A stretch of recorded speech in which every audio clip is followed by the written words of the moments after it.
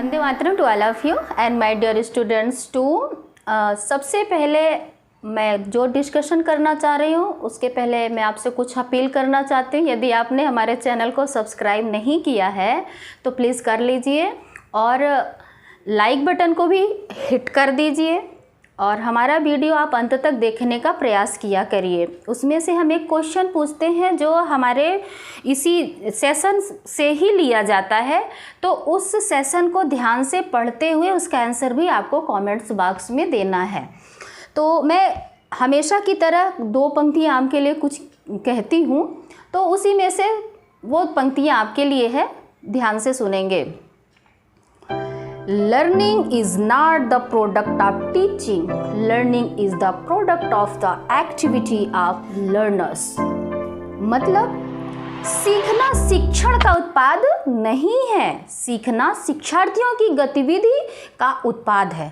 कहने का मतलब कि शिक्षक जो कार्य करता है वह आपके अंदर निहित ज्ञान को बाहर निकालने का प्रयास करता है, ना कि शिक्षक आपको अपने ज्ञान से परिपूर्ण करता है।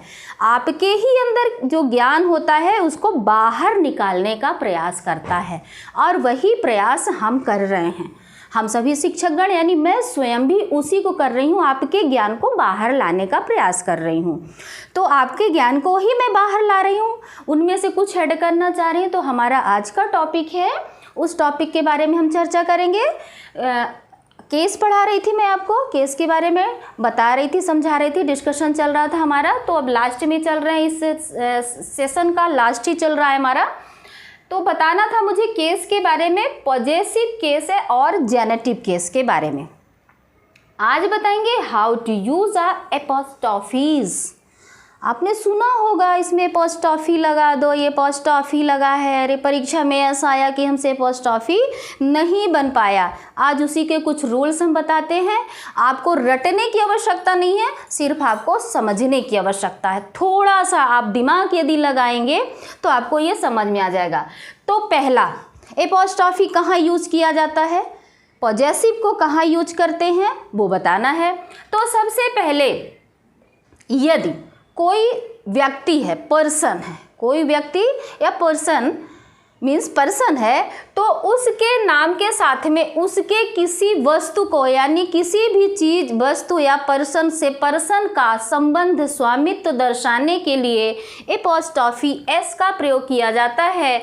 इसको हम इस मार्क से दर्शाते हैं।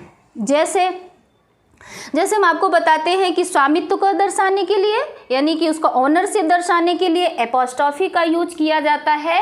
तो वो कैसे किया जाता है, किसी पर्सन के साथ में। तो पर्सन के साथ में हो गया हमारा जैसे एज मोहन्स फ्लूट। ये क्या हो गए, मोहन एक व्यक्ति हो गए और उनकी क्या है, ये बंसी, मुरली। तो मोहन की बंसी, यहाँ पे ये एपोस्ट्रोफी लगा है, किस चीज को दर्शा रहा है, काकी के, यानी कि मोहन का फ्लूट से क्या संबंध है, मोहन की बंसी, है ना। तो नेक्स्ट है इसी तरह से हमारा हो गया राधास फ्रॉक। ओके, राधा का फ्रॉक, तो ये भी व्यक्ति के साथ में लगा हुआ है, व्यक्ति के साथ में लगा हुआ है। नेक्स्ट जैसे हो गया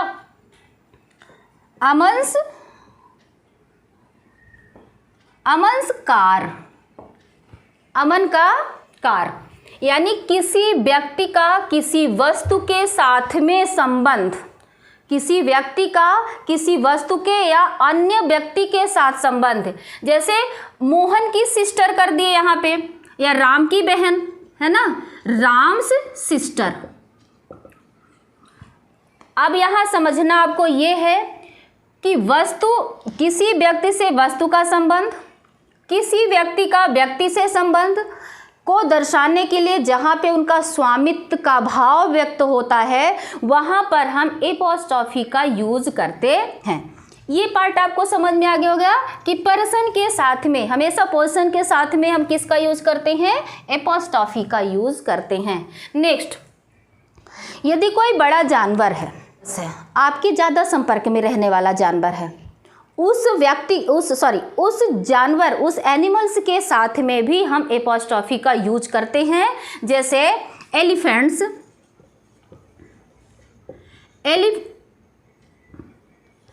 एलिफेंट्स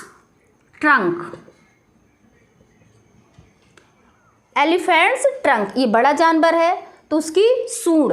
आपके पास हो गया बुल्स हॉर्न, यानी कि बैल की सींग। डॉग्स टेल, कुत्ते की पूंछ, ये भी रहता है। काउज आई, गाय की आंखें।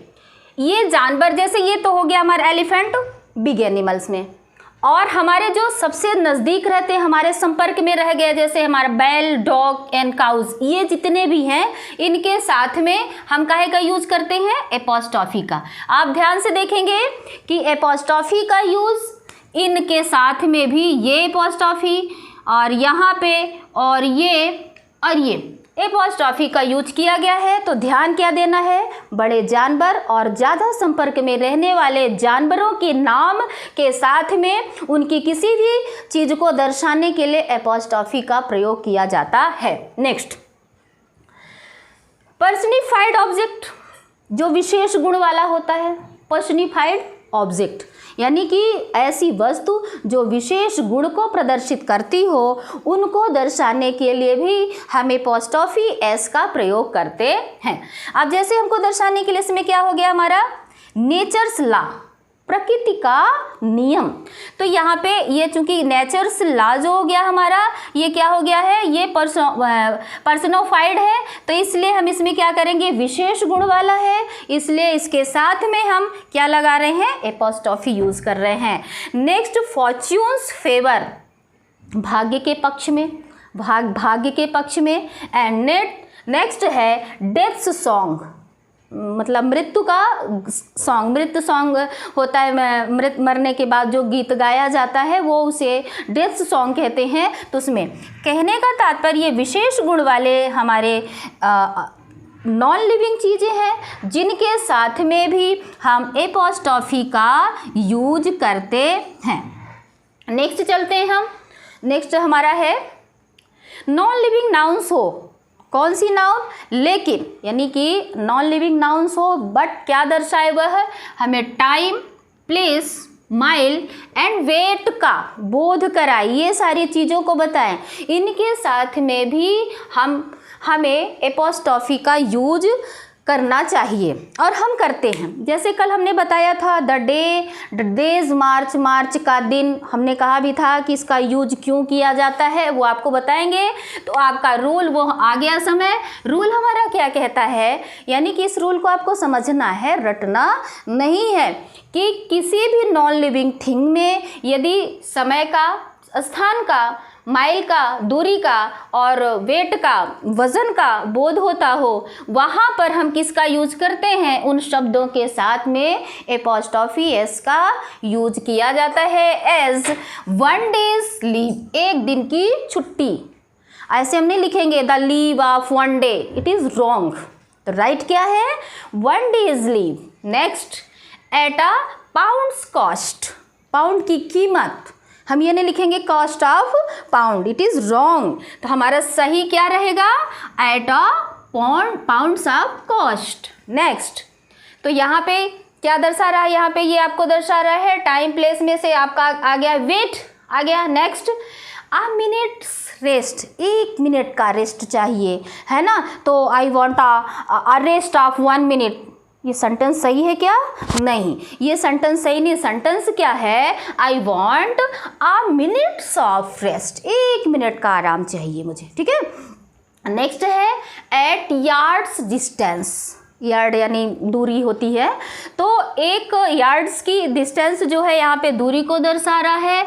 तो आप ध्यान से देखेंगे कि इसमें से टाइम, प्लेस, स्माइल और वेट को दर्शाने के लिए उन शब्दों के साथ में भी हम एपोस्ट्रॉफी का यूज़ करते हैं। अब आपको ये भी अच्छी तरह से, ये रूल भी अच्छी तरह से आपके दिमाग में बैठ गया होगा। नेक्स्ट है, कुछ नाउन्स हमारी प्लूरल फॉर्म में होती हैं।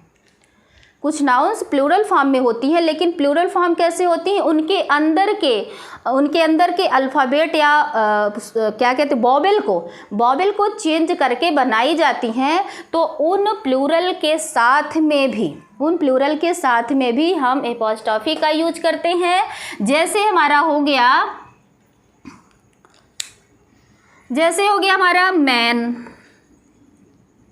बहुत सारे प्लूरल दिखा रहे हैं मैन, ठीक है। अब हमको दिखाना है मेन की टोपी, है ना, तो इसमें क्या हो जाएगा, मेंस कैप, ठीक, ये हो गया। अब इधर से हो गया बी मेंस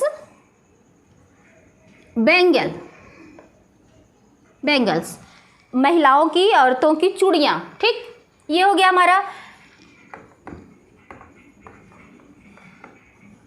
चिल्ड्रंस बॉल, बच्चों की गेंद, ठीक है। तो ये हमारे प्लूरल फॉर्म में आए हैं। प्लूरल फॉर्म में होते हुए भी इनमें एपोस्ट्रॉफी का यूज किया जाता है।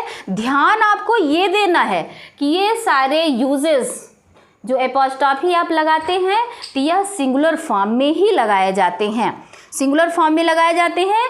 प्लूरल फॉर्म का रूल यहाँ से स्टार्ट हो रहा है कि यदि नाउन्स हमारे प्लूरल फॉर्म में हैं और उनके अंदर के वॉवेल को चेंज करके बनाया गया है तो उनमें हम इस प्रकार से एपोस्ट्रॉफी यूज करते हैं।